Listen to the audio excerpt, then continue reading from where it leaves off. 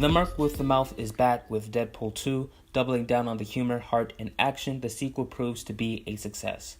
In regards to the humor, they definitely boosted it to an 11. There's an entire sequence that subverts our expectation, and it plays out in a hilarious way. There's also some great humor involving Deadpool's healing abilities, and several other jokes that come from different cast members, mostly from Weasel and Dupender. As for the emotional aspect of the film, I feel like they dive deep into this one, more so than the original. This sequel could have been your classic summer blockbuster action movie, but it still focuses heavily on digging deep into the characters. And the action is really good. A lot of the fights are well choreographed, the CGI has been boosted compared to the original, and a lot of the deaths are really creative and gory.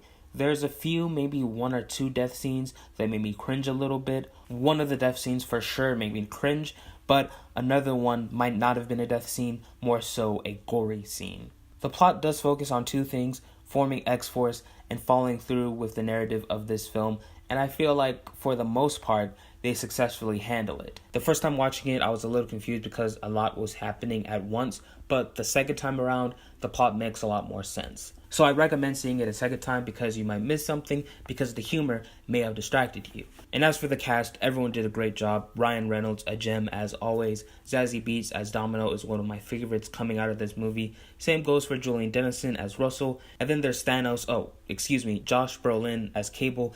He was definitely a great antagonist for the portion of the film. And I don't mean that he was a bad antagonist throughout the rest of the film. It's just that I can't really get into it, but if you saw the movie, you know what I'm talking about.